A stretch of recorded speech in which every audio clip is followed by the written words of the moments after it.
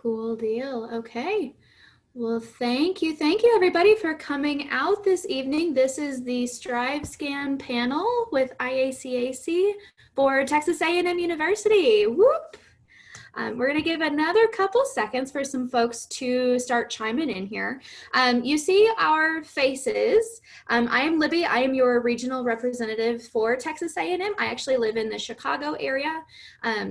We have some wonderful students that are current Aggies that are on the call with us today. So if you have questions, please utilize that chat button that's down at the bottom of your screen. They will be able to chat with you during the presentation. And if it's a conversation that maybe we want to have afterwards, we're also going to have a Q&A panel at the end. So go ahead and use that chat button. Just a few housekeeping announcements before you get started. Like she said, please use the Q&A button on your screen to type your questions to our presenters. Your camera and microphone are also, the panelists can't see you or anything, but they can definitely get your questions.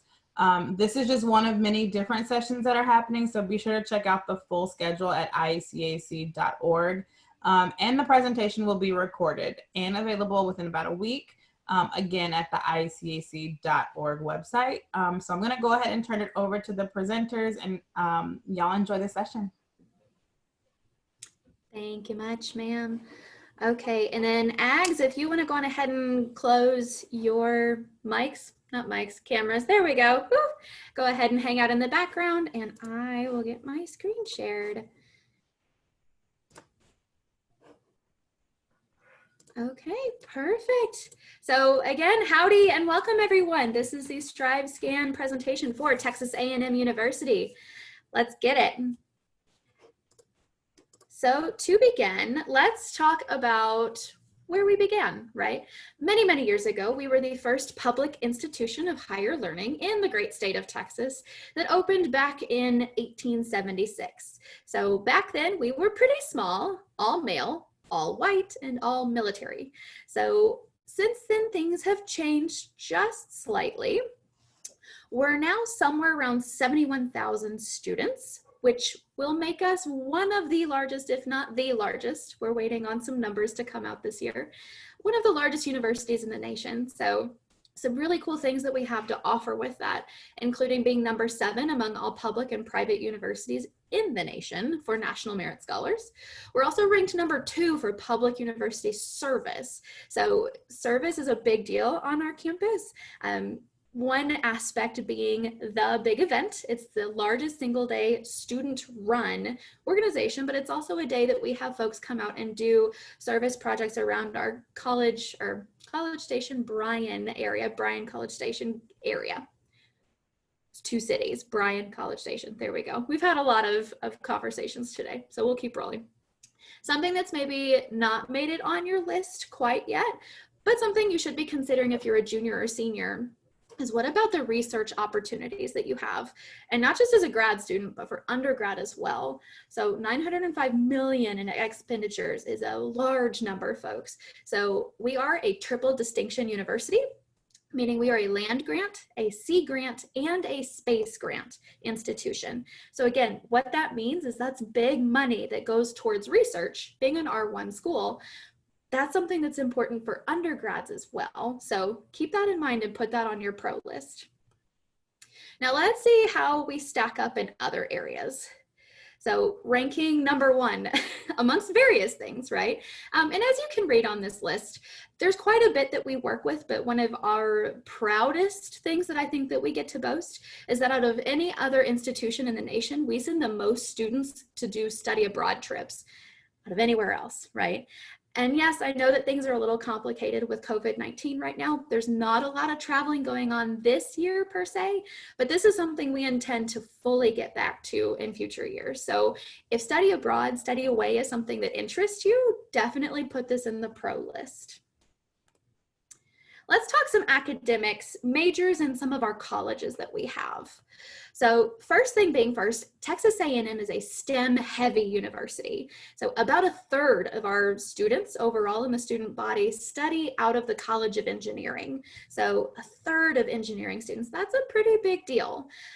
We are an A&M campus, so agriculture mechanics. Fun fact, that's what that means if you didn't know. So agriculture is also big on campus, but then other areas such as the Mays Business School is a very popular, very coveted area that students tend to apply to. There are a ton of majors though whenever you're considering Texas A&M. Teeny tiny font, and other things to think on too as far as the professional schools. Anything that you're wanting to do, not just as far as your bachelor's degree, but moving forward. We also have everything from dental school, law school, med school, vet school, and even pharmacy school. So good things to think on, not just for the next year or two whenever you're applying for undergrad, but also places that are that springhold that you can move forward from. Now, one thing that is important to know about Texas A&M whenever you apply to the university as a senior, you're not just applying to the university as a whole, or another way to put it, you're not coming in undecided. You do have 2 different options that you get to list on your application, but you do have to put an intended area of study. So that is something important to note. Now let's talk how to apply. First things first, we have 2 different areas that our application is on. So one is Apply Texas, the other is Coalition. So me being here and based out of Chicago with most of you guys that are in Illinois, I hear a lot, what about Common App? What about Common Application? We're not part of Common App. Coalition is similar, but not quite the extent. Either way, tomato, tomato, Apply Texas or Coalition, it's the same application in 2 different areas that you could fill it out. Please only fill out one. From there, again, as I said earlier, the things up on the top are required. So we do require at least that admission application. The next thing, no matter what you're applying for, no matter which academic program, everybody's going to have SAA, if you will. So this is that getting to know you, tell us more about yourself type of application. The essay is really based about you. Why are you wanting to come to A&M? Why are you wanting to study what you want to study? Really just kind of giving us more background into who you are, right? So if you are one of our many students that wants to study engineering, do know that whenever you put one of your 2 choices in academics, that will ask you it'll prompt an additional essay that'll come up specifically for engineering. So then you'll have 2 essays, not just the one. The next thing that's required is an application fee or fee waiver. If you think you qualify for a fee waiver, talk with your guidance counselor, okay? If not, it's $75 for domestic students. It's $90 for international. And then the last thing that we do require is a self-reported academic record or SRAR. So what that means, instead of applying to Texas A&M, filling out your application, and then maybe going on Naviance or sending an email to your counselor, having them send your high school transcripts during the application process, we waive that and you create basically an online transcript yourself. That's what the SRAR is. So later we'll talk about the timeline. You will eventually send us an official high school transcript, just not yet, not in the beginning. Now, seniors, this is really where you kind of pay attention. Juniors, just know, looking forward, we're not 100% sure where we're going for the future, right? It really depends on a few things that are happening right now because of COVID-19. So seniors, we did officially make it where we are test optional. So ACT, SAT, if you have a score, we take the highest composite. We don't super score. And if you have a score, awesome, send it to us. If not, that's okay too. Either way, it won't hurt you in the end, okay?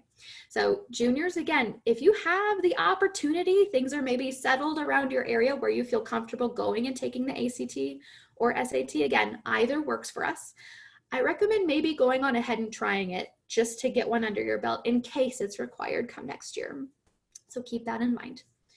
The next thing that's optional are 2 letters of recommendation. And so I've talked about this a little before with other workshops. As far as letters of rec go, 1, start asking early, right? You don't want to wait until the last minute because then maybe they don't come out so great.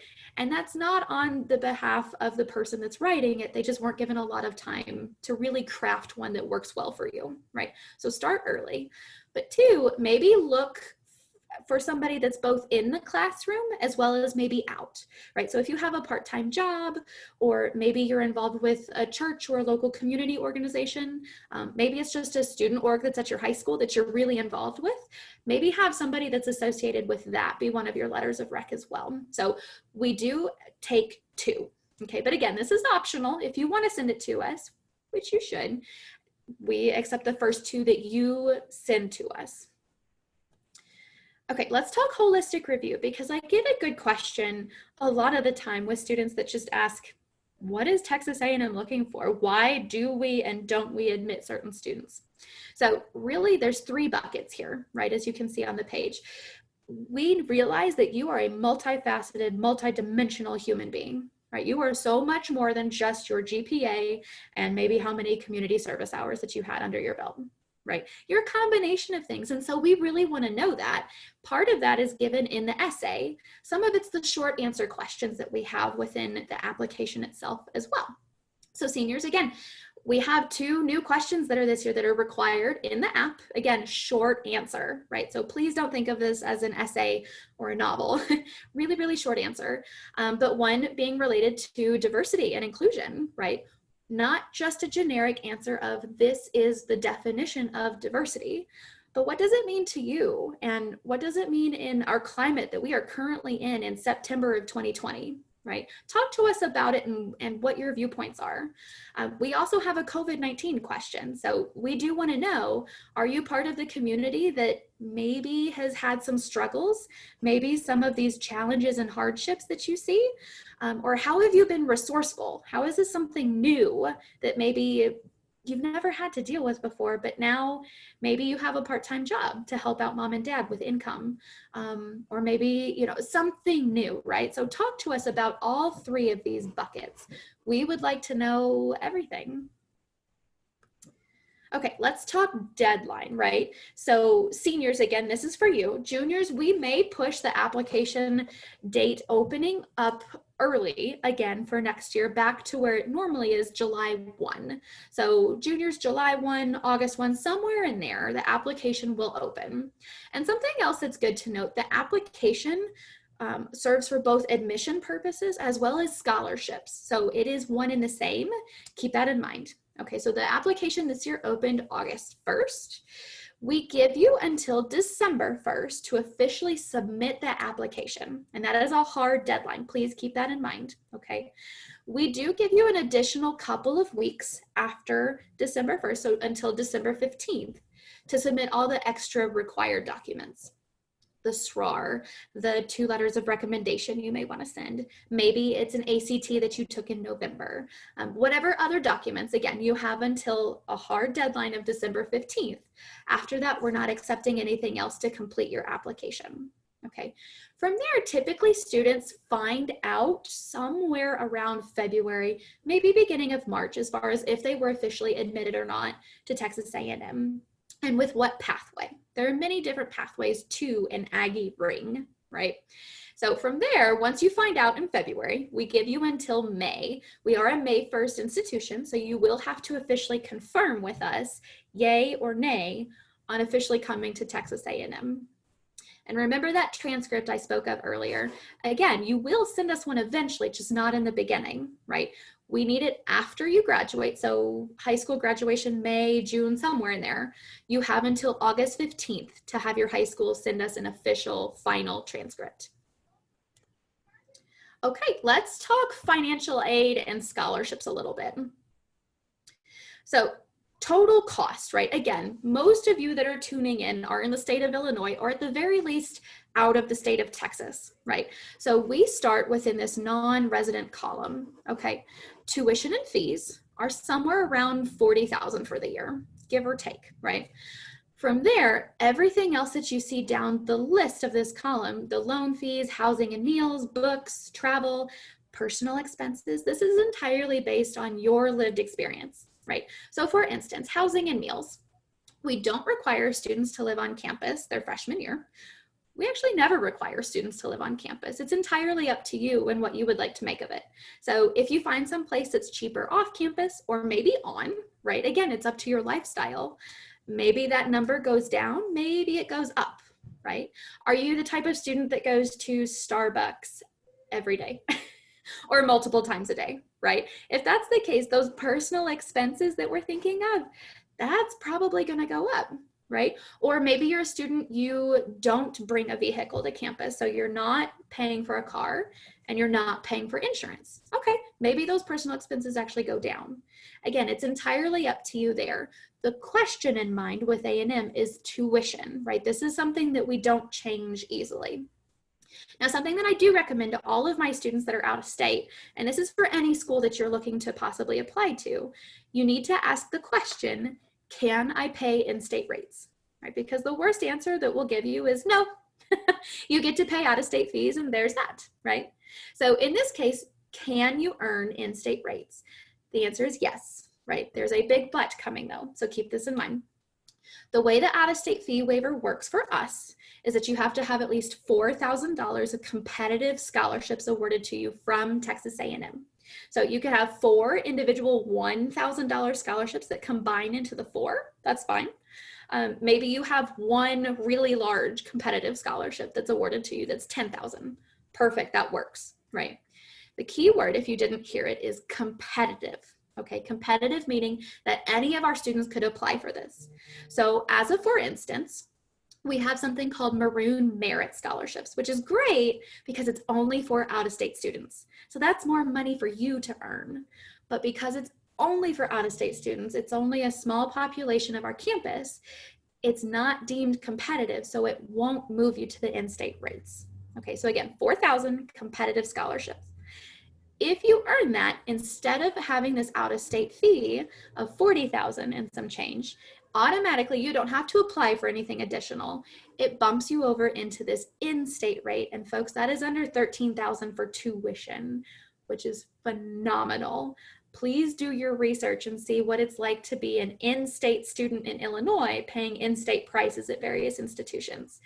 If we can earn this in-state rate, this is a big deal, okay?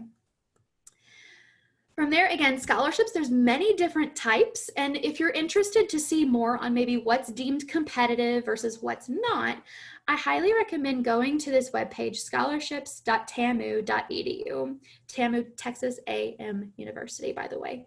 So again, they're split into various different areas, but again, there's a lot to look through depending on if you're coming in as a freshman, maybe a transfer student, maybe some grad students that are on the line with us. So go to scholarships.tamu.edu to get a better idea of what you could be working with.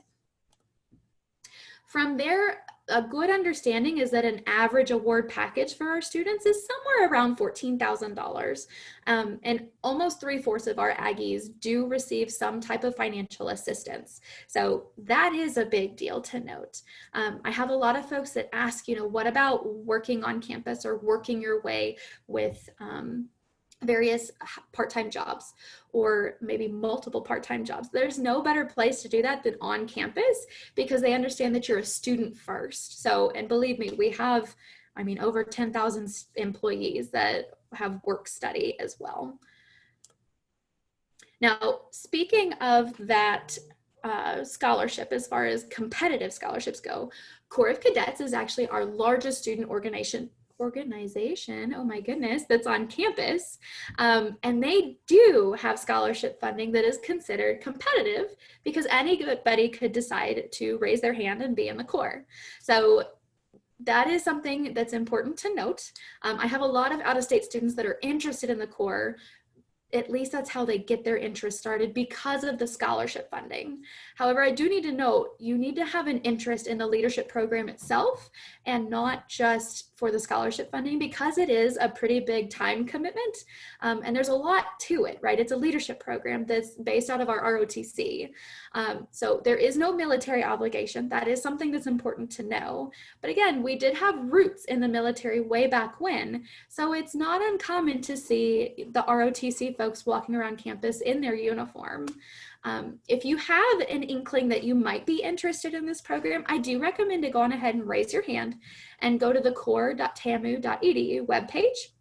And this is something that folks will reach out to you just to start the discussion on what does it realistically look like to be a part of the Corps and going to Texas A&M. Okay, so some more stuff, right? And again, we are here in this virtual setting because of COVID. Normally, I would say, come to campus, come visit with us. We want to put your feet on the earth, right? We want you to see that howdy and gig'em is actually something that people say multiple times a day, all day, every day in Aggie land, right? We want you to see what Bryan College Station actually looks like. We want you to try the coffee. We want you to meet Miss Rev. We want you to see what an Aggie ring looks like. But again, COVID-19, it's making things a little tricky. So why not use your resources while you can, right? So we have anything and everything, these two links here. So if there's ever a time to grab your phone and screenshot, now would be it. So this first webpage, admissions.tamu.edu/resources, this is where you're going to find a plethora of places to have a one-on-one appointment with your counselor, me. You can schedule a one-on-one appointment with a current Aggie student that's on campus to kind of pick their brain and see what things are like. You can find residence hall tours. You can find recorded campus walking tours. I mean, there's anything and everything you can think of. Similar to our online view book, right? So aggiebound.tamu.edu. And again, there's videos, there's clickable links, anything and everything related to academics is listed there. So there's really a lot to play with. Okay, thanks so much and gig'em. I'm going to stop sharing my screen for time being, and I'm going to invite our ambassadors, our peer recruiters, to come back on and chat with us a little bit. Let's see what questions that we've had pop up. Okay. Ooh, and it got very dark in my background, the sunset, guys. So let's see. Students, if you don't mind, go on ahead and introduce yourselves. That way everybody knows who's on the call with us. So Blake, I'll have you start. Howdy, my name is Blake Vaughn. I'm a junior accounting major from the Woodlands, Texas. But more importantly, I'm the loudest and the proudest member of the Fighting Texas Aggie class of 2022. AAA, woo! And I came to A&M really because of the sense of community. It was so obvious to see, and like my parents were both Aggies, but I knew that I'd find a family here, and I found it almost immediately once I stepped on campus as a freshman. That's awesome. Angela? Howdy guys, my name is Angela Casal. I am a junior architectural engineering major from Brewster, New York. Most importantly, I am the loudest and the proudest member of the Fighting Texas Aggie class of 2022. AAA, woo! And the thing that drew me to Texas A&M was I wanted something different being from New York. I wanted to get a change of scenery and kind of just spread out my wings a little bit more. And I was able to be given that opportunity here at Texas A&M, and definitely found a second home and a second family here as well, which I'm forever grateful for. That's so good to hear. Diego. Howdy, my name is Diego Martinez. I am a junior marketing major from a small town outside of Lubbock, Texas. But most importantly, I'm the proudest and loudest member of the Fighting Texas Aggie class of 2022. AAA, whoop! And I chose A&M because the sense of family that you get before you even step on campus, you're going to hear a lot about different things like fish camp, muster. You're going to hear about traditions that really draw you in and make you closer as a family. So, and it all is not just sayings, it's all true. We are a family here. Agreed. All right, Miss Caroline, I'll have you wrap us up. Howdy, my name is Caroline Cooper. I am a senior agricultural communications and journalism major from Austin, Texas. But more importantly, I am the loudest and the proudest member of the Fighting Texas Aggie class of 2021. Hey, whoop! Good deal. Okay, so we've had a couple questions come in. Let's start off. Diego, you talked about traditions. So if each of you want to kind of talk about maybe what your favorite one is on campus, because this is a very tradition heavy university. I cannot stress that enough. So Diego, I'll have you start off. Okay, so like I said, one of the big things that drew me to A&M is the sense of family that we give off here at this university. And one of the traditions that we do is a very somber tradition. It's not like it's one that like it's very close to home. It touches the heart. Is called Silver Taps. On the first Tuesday of every month, ceremony is held on campus. Well, it's normally on campus, but because of COVID, it was online this recent month. But it honors the Aggies that are the current Aggies, so people that are our age from that pass away during this time. So everyone comes and gathers on campus. All the lights are turned off. A&M does something called a 21 gun salute, which is usually only for the military, but since A&M has those deep connection to the military and ties, that A&M does it for the students that have passed. The members of the band play a rendition of Silver Taps that you hear, and it's passed down. It's never written down. It's passed down from bugler to bugler. It's the corps cadets that does it, and it really just goes to show that everyone's here for each other. If a student has passed, they have notes that you can write to the families out there right before or throughout the week, and they list them out. So that's one of my favorite traditions here, and it really goes to show that we all care for each other. We're not just a big student body. We're a family. Agreed. Caroline, what about you? What's your favorite tradition on campus?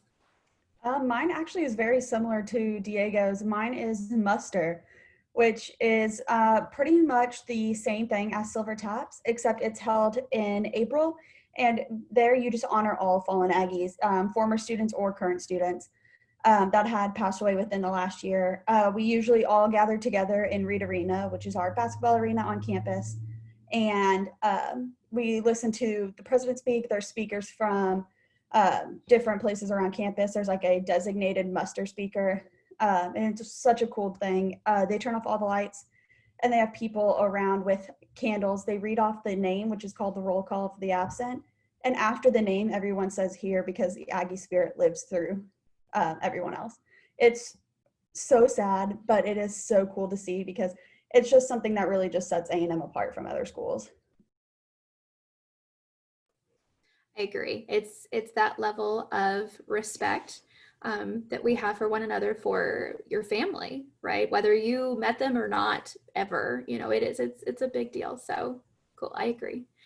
Blake, talk to us about fish camp. What is that? Okay, I love fish camp. Me and Diego were fish camp counselors.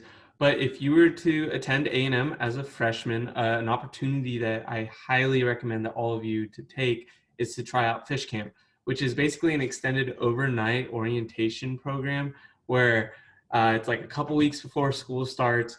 You go off to summer camp, as like the name says, and you're not learning how to fish. You're learning about A&M's traditions. You're getting put in contact with the resources that you might use on campus. I know I learned a lot about like student resources while my time at fish camp as a freshman, but more importantly, you're put in a camp, and then within the camp, you're put in a little group called a DG, and you're gonna have like about 10 other freshmen in that DG with you, with two counselors. You end up calling your parents, and they're a great network and resource for you. Those counselors you can talk to. I still talk to my freshmen from 2 years ago, and I'm still like just really good friends with a lot of them. And it gives you a social network heading into college, because fish camp doesn't end when you leave fish camp. It actually continues on with something we like to call continuity. So we're going to go with you to your first football game or to a soccer game, and then we're going to just like hang out and study, because like the counselors who are doing this they're doing it voluntarily because they want to spend time and like welcome you all to the Aggie family. And I can't highly recommend it enough. It's a great way to get involved and to make that first set of friends during your time at Aggie Land. I'm so jealous. I never got to go to fish camp. So fun. Okay. Angelo, talk to us about ring day. What does that even mean? So a huge thing here at Texas A&M is receiving what's called an Aggie ring, and that is received after 90 hours. So 45 out of institution if it gets to that point, and at least 45 here in the current institution here at A&M. And what's really cool about this tradition is that we kind of pulled it away from West Point a little bit, but not really. We don't like to talk about that as much, but it's sticking to that military tradition like we've pointed out before. when it comes to A&M having strong ties with the military. Being a military school, a lot of military schools are very prideful when it comes to earning their graduation ring from their alma maters. And so that's one huge tradition that we have here at Texas A&M, is that you have the ability to earn the Aggie ring after a certain amount of hours. And it's a great sense of pride.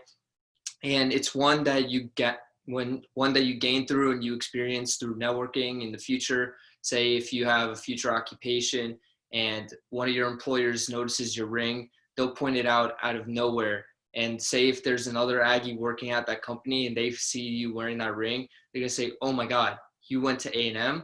That's amazing. I want to talk to you." And it really gets your foot into the door, and it's something that's really special and kind of carries on that spirit that can never be told. That's a famous saying that we have down here, is that spirit kind of transmits through that ring, and it kind of basically it takes you the next step in your professional career, basically. And it's something that you could always look at as a daily reminder and see that I went to one of the greatest schools in the world. But we do honor it via Ring Day, which is a giant ceremony. It happens once or twice a semester, and it's basically a day or a weekend where everybody receives their ring, and you'll have families come out to the Association of Former Students building, and they'll receive their ring, and they'll take pictures by the giant ring statue that we have on campus. And they really make it a big deal with barbecues and family gatherings. So it's definitely a really, really happy tradition that we have here at A&M, and friends definitely come by. I've gone to plenty of friends' ring days. It's really a special moment that you could share with a lot of people. But yeah. So true. And folks, networking is such a big deal whenever it comes to finding a job. If you've met anybody in the last 6 months that's maybe been garnished in wages, lost wages, let go from a job entirely, networking is a big deal whenever getting back out into a job market. So really cool, considering we have 71,000 Aggies to network with. So very, very cool. Whoop, I know. Let's talk what Bryan College Station is like. So talk to us, Diego, we'll have you start this one. So for folks that have maybe never been to Texas before, let alone Bryan College Station, what does it look like? What do you expect to see there? Okay, so Bryan College Station is honestly, well, College Station is mainly just, the college campus. Our A&M campus, it might seem very huge, but when you get down to it, it's 4 streets, and you got a big old rectangle, and that's where your whole campus is. And then you got West Campus, and of course there's different buildings across the town. And then Bryan is also a city that's connected to College Station, and it's just literally down the street. There, it's one big city basically. And I think that Bryan College Station also, just the community here is just absolutely amazing. I've never. Uh-oh.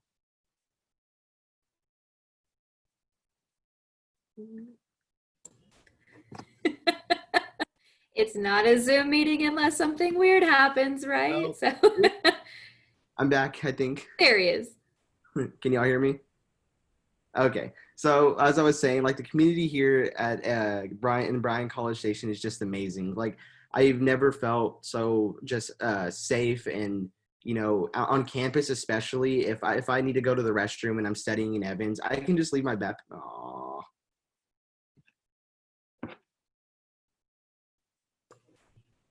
Here, let's maybe have Blake jump in. Diego will get back to us. Okay, well, so like the name College Station applies, it's literally a college and then a train station. So there's a train that goes right through campus. That's what divides main campus from West Campus. So you'll learn to love the train. But the Bryan College Station area, like in Bryan, it's like they have a Old Town Bryan where it's like a really cute like downtown Bryan. And they got like cute little area with a bunch of little mom and pop restaurants and locally owned businesses, which is a really cute place to go. And they put on events there like First Friday, where the first Friday of every month, all the businesses stay open late, and like it's just like a fun go-to hangout place. But there's like just a lot of events, and there's things to do around here. Like we have Century Square, which is right across pretty much from campus, and that's where a lot of like the trendier, like cool restaurants are. Like if you want to go take someone out on a date, that's probably the go-to place where all the cool hip restaurants are. And there's a movie theater there called Star Cinema Grill, and it's like you can order actual food while watching a movie, and like they'll have a waiter bring it to you, which is pretty cool. It's a little pricey, but it's pretty cool. I used to work there. It's really nice. But yeah, Bryan College Station is like a really nice area. Like it's not very city-like, it's more suburb-like. So once you get outside of the college, it's a lot of homes, and then like just little business areas. So like there's no skyscrapers or anything here, but it's a very nice area of Texas. I can concur. I agree. I think that's what we're working with. And so, Caroline, talk to us about Texas as a whole, or maybe geography. Wow. Woo. Geography on a map. Where in the world is Bryan College Station in comparison to maybe some other things? So Bryan College Station is, okay, so here, let me explain. In Texas, we have like a little triangle of like major cities. So we have like Dallas up here at the top, we have Houston down here at southeast, and we have like Austin, San Antonio. I kind of group them together. They're not that far apart from each other, and then you have like Austin and San Antonio and more central Texas. So Bryan College Station is right in the middle of the triangle. You can pretty much get anywhere within a short amount of time. So by Texas standards, a short amount of time is like 3.5 hours. Like it's about how long it takes to get to Dallas from Bryan College Station, depending on traffic, of course. I believe Houston, Blake, you can correct me if I'm wrong. I believe that's like about an hour and a half-ish. Austin is about an hour and a half to 2 hours, depending on traffic. So yeah, you're really close to all these really big cities. So if you just, kind of want to have a weekend where you're not sitting in Bryan College Station, you can go to any of those places so easily. Like every semester, one of my roommates and I, we always take a trip to Waco. It's another college town where Baylor University is. And it's another small town, but it's just something to travel to. And it's a really fun, like we have most of our fun really on the road getting there. Like that's where we make most of our memories and have the best conversations. So you have all that opportunity. You also have some really cool places in Dallas, Austin, and Houston that are worth definitely checking out.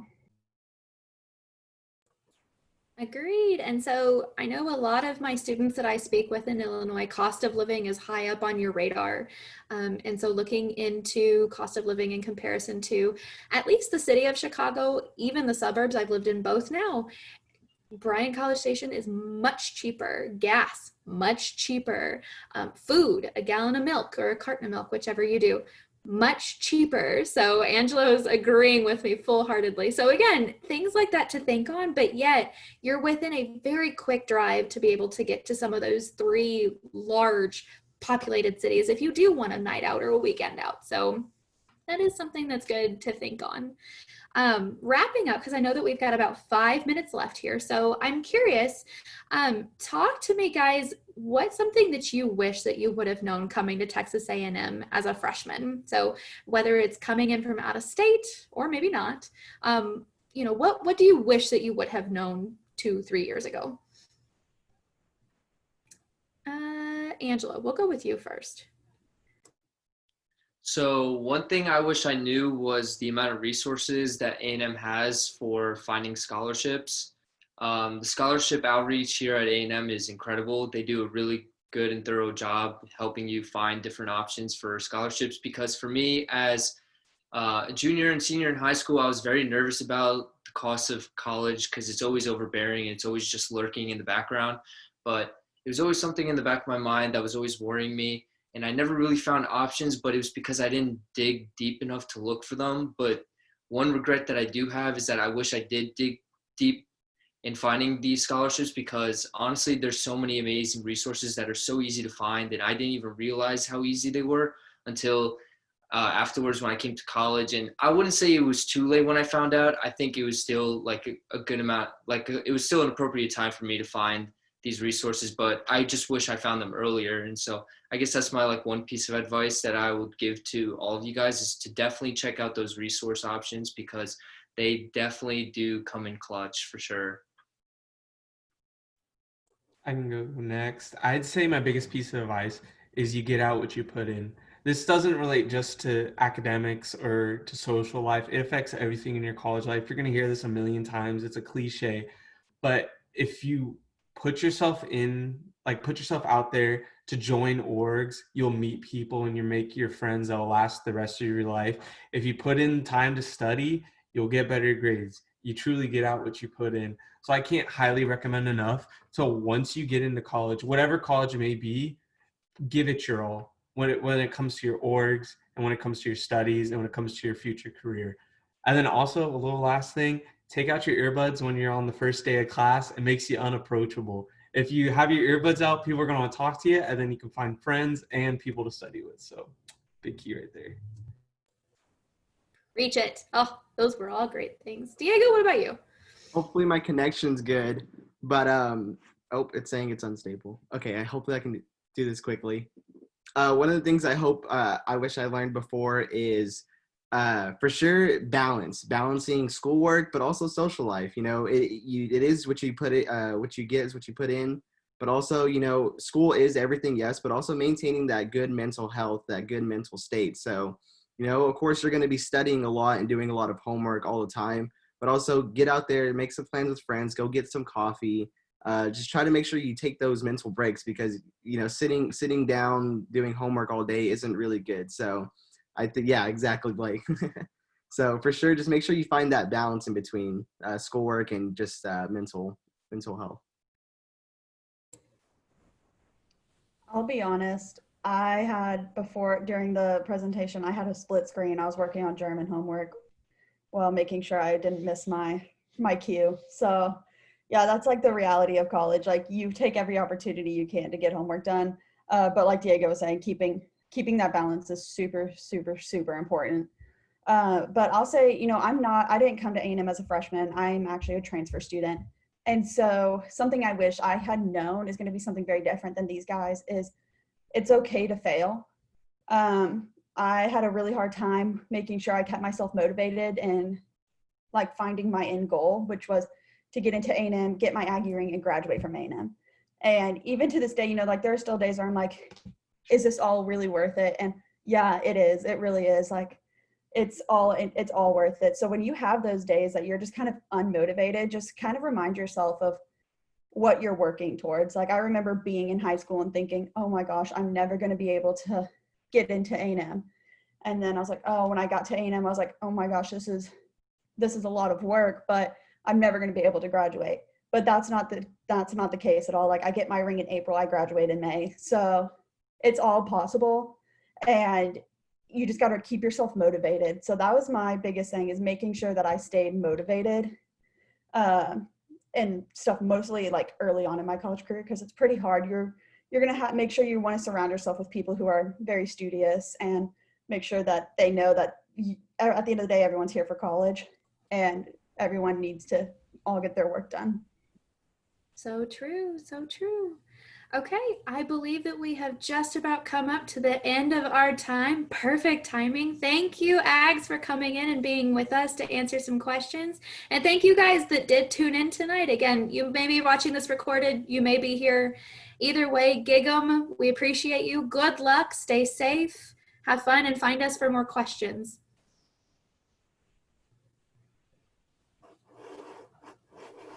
And then thank you all for joining us. There is going to be a quick survey when you close your window. It's only 4 questions. We'd love for you to answer it for us. You can check out the schedule at www.iacac.org. And again, all sessions will be recorded. Y'all have a great day and a great evening, and we hope to see you soon. Bye, guys.